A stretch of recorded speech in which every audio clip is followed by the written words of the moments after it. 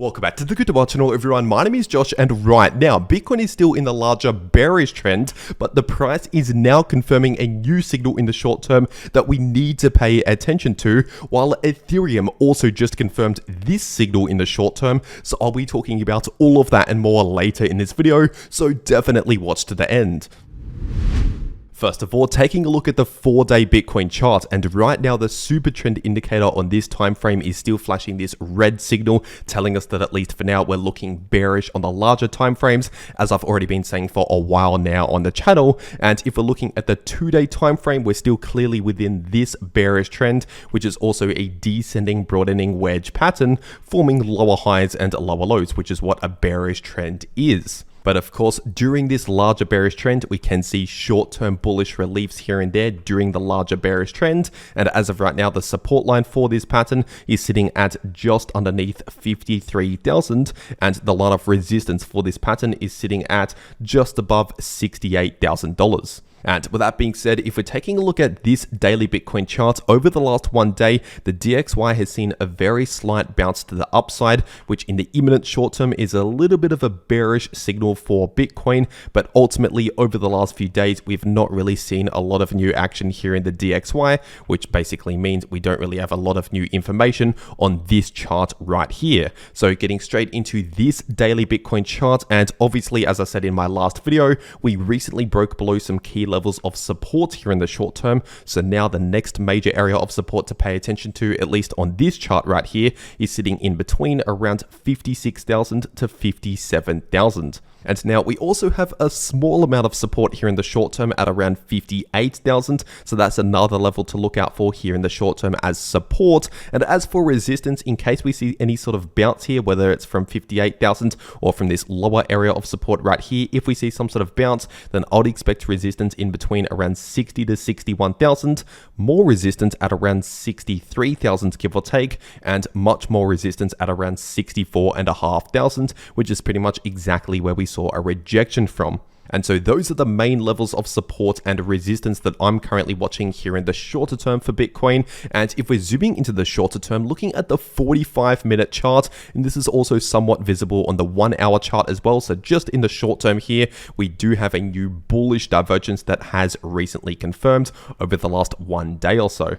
And now it's important to understand that this is looking at the very short term on very small time frames right now, which means this is not likely going to last very long, maybe for the next day, maybe over the next 2 days, but I wouldn't necessarily expect a massive bullish recovery over the following weeks, for example, just based on this alone.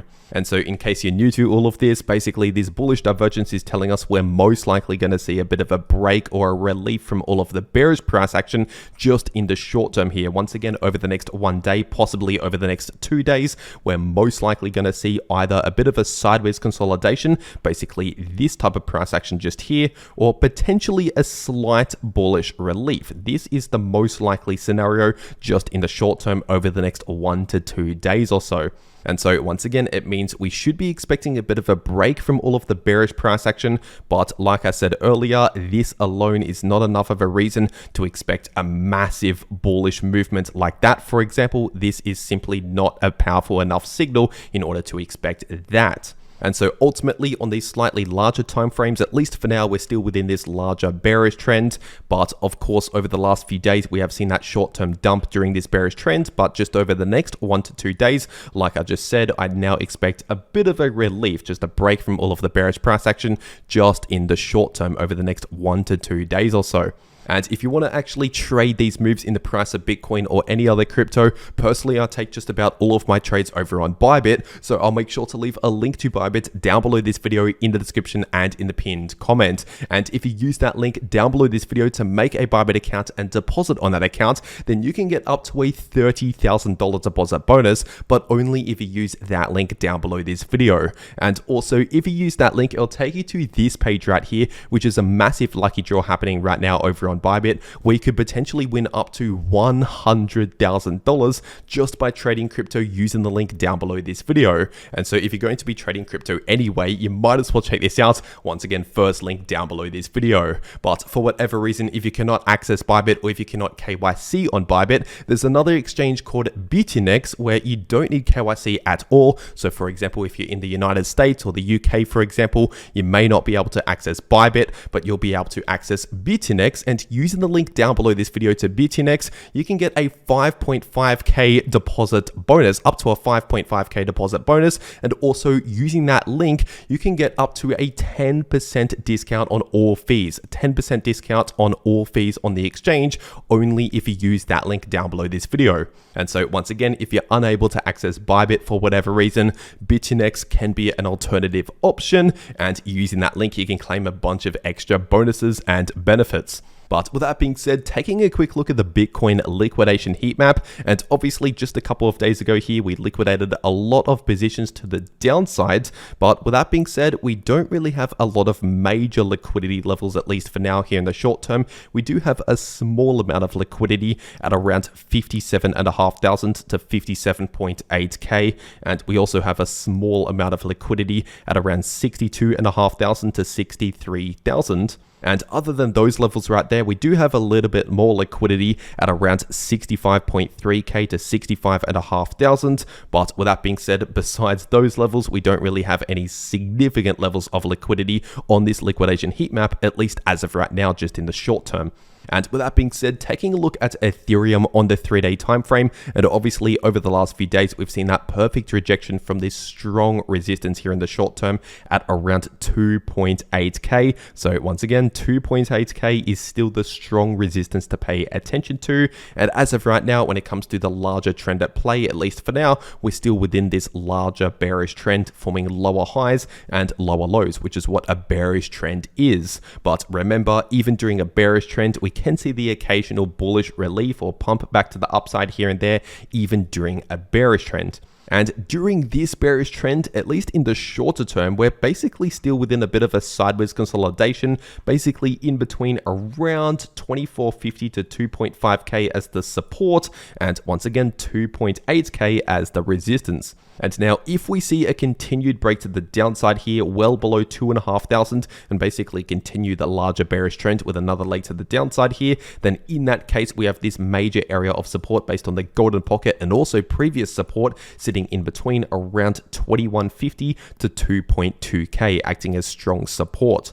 And if we're zooming into the shorter term, looking at that 8-hour time frame, we can see just over the last 1 to 2 days here with that recent dump to the downside, that 8-hour Ethereum RSI entered into oversold territories and actually confirms that oversold signal with multiple candle closes here. And we can see from previous price action that when the RSI enters into oversold territories, especially here on this 8-hour time frame, that tells us that we're at least at some sort of local low in the price, but not necessarily the bottom. Because if we're looking at this first example, that was back during around the beginning of July this year, we could see the RSI entered into oversold territories, and that held as a local low in the price. We saw a bullish relief over the next couple of weeks or so, but then ultimately we saw another dump to the downside later on, where we saw another oversold signal confirm here in the RSI. And then over the next few days or so, over the next nearly 1 week, we basically saw a bit of a bullish relief in the short term, but ultimately that was not the bottom for that bearish trend right here. We did end up seeing the continuation of the larger bearish trend later on. So remember, this is just a local low in the price, not necessarily the bottom. And then we saw an oversold signal right here near the beginning of August. And obviously we saw a bullish relief and a bit of a sideways consolidation over the next multiple weeks here. And so ultimately, this signal that has just confirmed over the last couple of days here in the 8-hour Ethereum RSI is telling us that we've hit a local low in the price, and we're likely going to hold that level as the low for at least the next few days or weeks. So once again, over the next few days or weeks, we're most likely going to remain above around 2.4k by seeing potentially some sideways price action or a slight bullish relief. But then ultimately, perhaps in a week or two from now, that sort of time frame, once again, simply based on what we've seen back here, we could potentially see a continuation of the larger bearish trend to the downside later on. That is still a possibility. And if we're zooming further into the short term, looking at the 6-hour time frame, we can also see that this is potentially a rising wedge pattern that has broken to the downside here. And in that case, we have a bearish price target for this break to the downside at the bottom of the wedge, which is sitting close to 2.3k. So that's also a potential price target to pay attention to. Once again, 2.3k. But for now, we are finding some support at around 2450 to 2.5k, as I just mentioned right here. And also, as for resistance right now, we do have resistance close towards around 2550 based on previous support now acting as new resistance. And we also have more resistance at around 2.6k to 2.7k, basically right around here.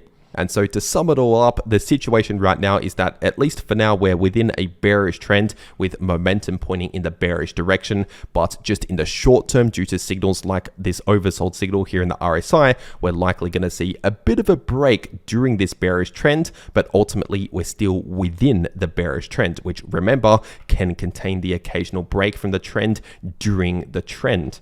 And with that being said, taking a look at the price of Solana on the daily time frame, and right now the price of Solana is running into this area of support, and so far finding support in between around 139 to 144. And obviously I've been talking about this area for a while now on the channel, just after we saw a perfect rejection from this exact area of resistance that I've also been talking about for a long time now on the channel, sitting in between around 159 to 163. So for now, that is still the resistance to pay attention to, and this is still the support to pay attention to.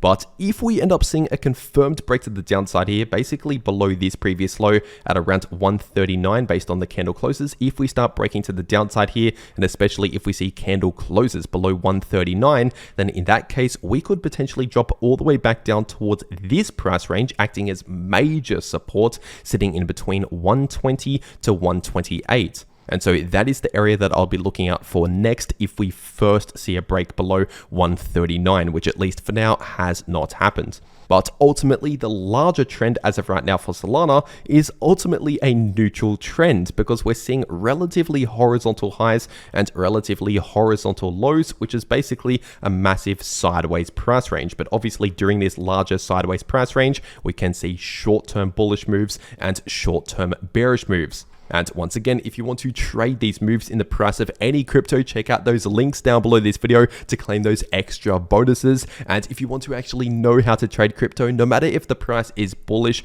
bearish, or chopping around sideways, then make sure to watch these videos popping up right here on your screen. The video in the top left shows you how you can profit from bullish or bearish price action using long positions or short positions. And the video in the bottom left shows you how you can easily profit from choppy sideways price action. But anyway, that is everything that I have to say for today. I really hope you enjoyed, and I'll see you all in the next video.